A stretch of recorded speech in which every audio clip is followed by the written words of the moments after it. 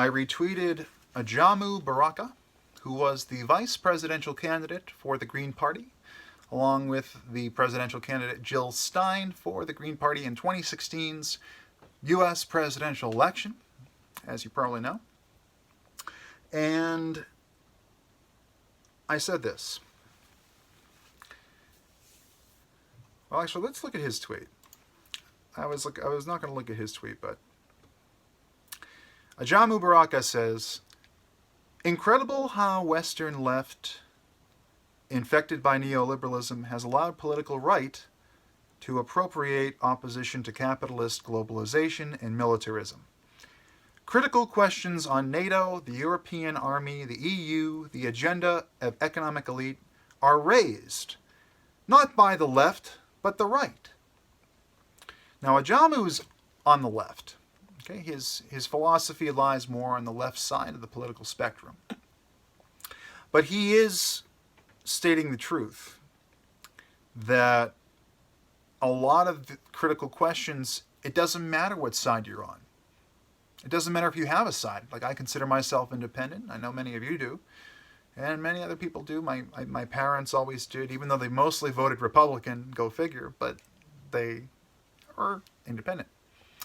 But we all have like our very specific positions, and you can find my positions if you search for my positions on Twitter with my name, Real Jeff Tidwell. That's R-E-A-L, Jeff Tidwell, on Twitter. But we all have our specific positions. Some fall more to the right, some fall more to the left, some fall closer to the center, some are just completely, like, you might think this thing in the top right about this, and then you might think about top left this way, and there's so many places you can go. It's not like people want to label themselves and join the tribe and say, I'm a Democrat, I'm a Republican, which is great. If you want to join the Green Party or the Libertarian Party or any party you'd like, that's awesome. I listed some parties in my last video, so check that out. The video is called Tweet. So that's great.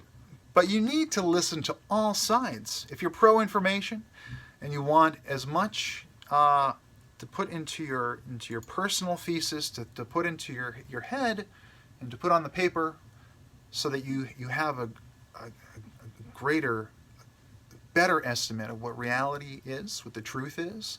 As unknowable as the truth is, the more information you have, the more of a picture you have, the bigger a picture, and the more you have to work with when you're making an analysis. So definitely, that's one of the reasons why I am against censorship, because you lose a lot, especially when you focus it in a partisan manner. Okay?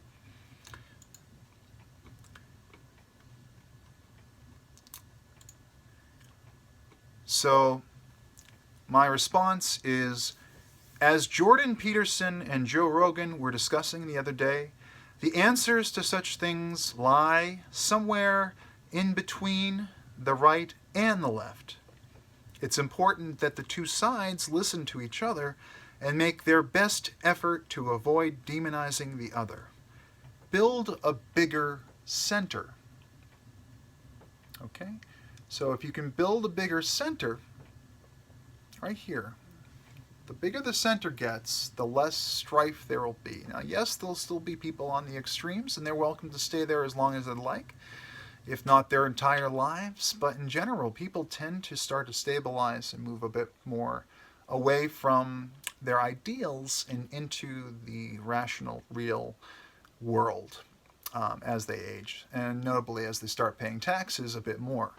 As their income increases, they start to realize the limitations of their earlier ideology in some cases, notably their economic outlook or purview. It changes over time. I've witnessed it because I've been there.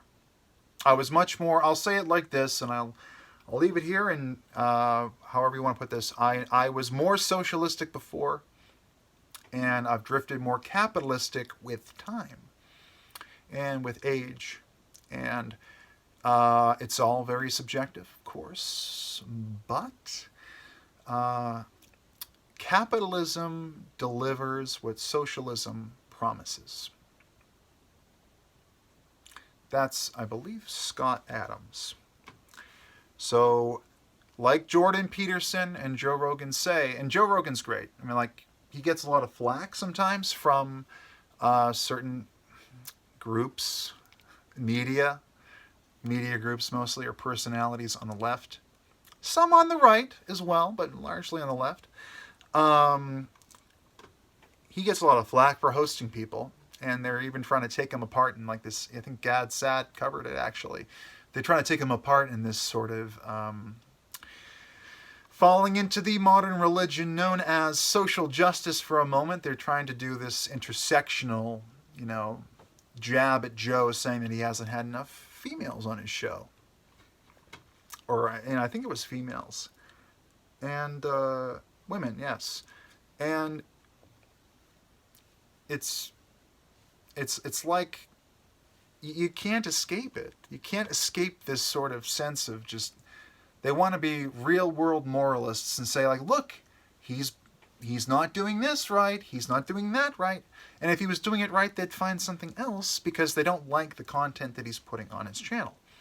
They don't like him hosting Alex Jones for 5 hours, which was admittedly ballsy on Joe's part.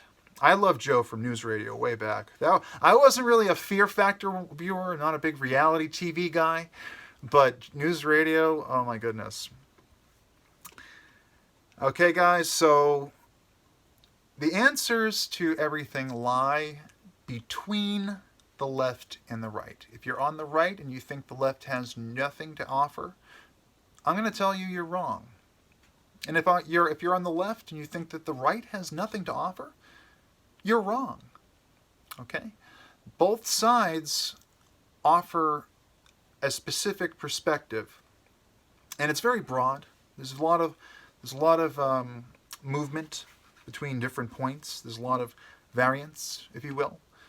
But yeah, there's plenty to offer, and I think that if you're now the dirty word is centrist, and I think that depending on how you look at how linear you view the political compass or the political sphere, or how one-dimensional or two-dimensional you think the politics needs to be, and absolutist, like you have to, if you believe in this, then you have to believe in this.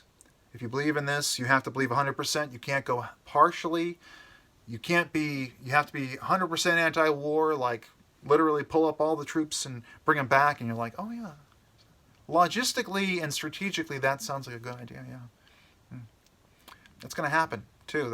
Get it in your head. Get this confirmation in your head that we're going to just end all wars, which I'd love to see.